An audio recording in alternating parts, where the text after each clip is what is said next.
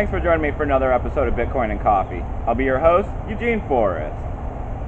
So, let's take a look at the Bitcoin network today. What are we seeing?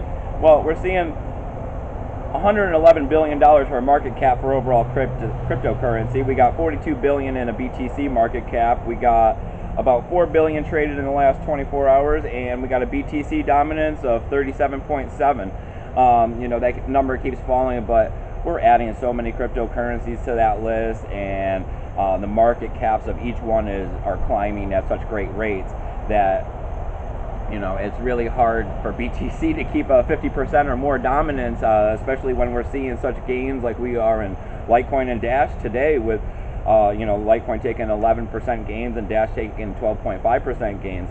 So let's run through the market real quick. We got BTC coming in at $2,567. We got Ethereum coming in at $371. We got Ripple that coming in at 28.3 cents. That's up 3.7%. That's pretty good. We got Litecoin coming in at $49.85 right there. We're looking at $50 Litecoin. That was my reserve price that I was expecting for the end of the year, being conservative and all, but with us hitting $50 now, we got Litecoin going on and upwards, and we're only coming into July here real soon, so we still have quite a bit of time left in this year. Leaving Litecoin, lots of room to grow. We got Ethereum Classic taking some gains too, coming in at $22.82. We got NEM coming in at 20 cents.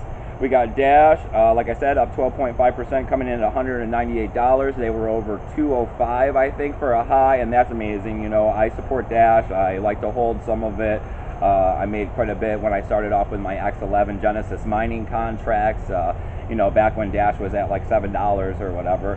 We got Monero coming in at $94.60. We got Zcash at $375, and we got Steam. There we go. They're up 10.7%, coming in at $2.22. And we got the Steam back dollar, well over $1 at $1.72. So that's great.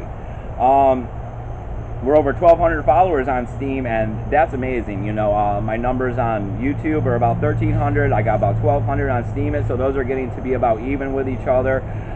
Steam as a platform is really starting to take off, and that's being reflected in the price. So I'm glad I'm an early creator over there, and for all of you guys that are supporting me and over there upvoting my posts, I really appreciate that. It makes a big difference. Puts a smile on my face, when I see all those upvotes and, the Steam building up and everything. So what do we got here for news on BNC? Well, we're looking at the F2 pool. They went ahead and signaled for SegWit 2X.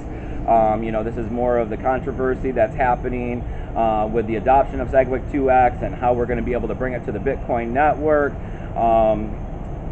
They're saying that they're going to be able to do it by July 31st as a way to help try to prevent the user-activated soft fork that would cause, potentially the split of Bitcoin, with the Bitmain saying what they're saying about splitting off if the user-activated soft fork gains too much traction.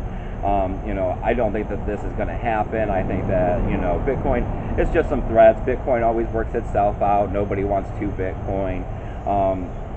Bitcoin's going to be here to stay. It's the currency of the future, and all of these miners and users are going to end up doing what's right at the end of the day to help keep us in one Bitcoin that's prosperous. So I've had a lot of people asking me about Coinbase and how they're having situational problems over there, with them going down every single time that there's too many customers coming online and the price is fluctuating. If you are living in the United States, you can also use Gemini and Kraken. They both help take USD debit cards and bank accounts and transfer you into Bitcoin. It might be a good idea to have accounts at all three, because just like trading, it's better to have more than one avenue in case one goes down. So if you have accounts set up at all three, if the price does dip or do anything, you are capable of getting in at one of these avenues to be able to purchase Bitcoin, especially on the dips, because that's where I find the most problems. When the price drops down, $400 or $500 like we've seen recently, it seems like everybody shuts down and no one's letting you buy it at that low price. So what else do we got here? Well, we got that people in Wyoming are no longer going to be able to use Coinbase due to local laws they're going to be taken away. They've locked up the users' accounts. They're going to have so long to be able to remove their Bitcoin from it, and then they're no longer going to be servicing customers of Wyoming, similar to that we see in Hawaii right now. And the last little bit of news I got for you guys is going to be that due to customer demand, Ethereum Classic has been added to the BTCC network, which is a Chinese exchange. There's been a lot of increased Asian popularity in some of these cryptocurrencies that haven't been available before. Litecoin's always been a big one over there, but it seems like recently we're seeing a larger increase in Korea in the number of users that want, Ethereum Classic. So, this is great. More people, more demand, increased prices. That's probably a good reason on why we're seeing almost a $50 Litecoin right now. There's also been increased demand in China for a lot of the Litecoin and the Ethereum Classic and Ethereum. So there's a lot of people over there. So when these come onto their exchanges, it's something new. And what happens with something new? A lot of people want to buy up these early assets, in the ideal of generating, more money. Because everyone's, afraid of missing out like they did on Ethereum, collecting that stuff up. What was that, the ICO, 10 cents? So if you like everything that's going on here on Bitcoin and Coffee, I need you to go ahead and hit that subscribe button. Like I said, we're over 1,300 followers here. We're over 1,200 followers over on Steemit. Please follow me over there. It's great to see these numbers growing so quickly. I love you guys from the bottom of my heart. This is amazing that you guys are helping to make Bitcoin and Coffee take off so much. I love sitting here every morning having a cup of coffee with you guys, sharing my thoughts on what's happening in cryptocurrency. And as always, I got all sorts of affiliation codes and tools down below.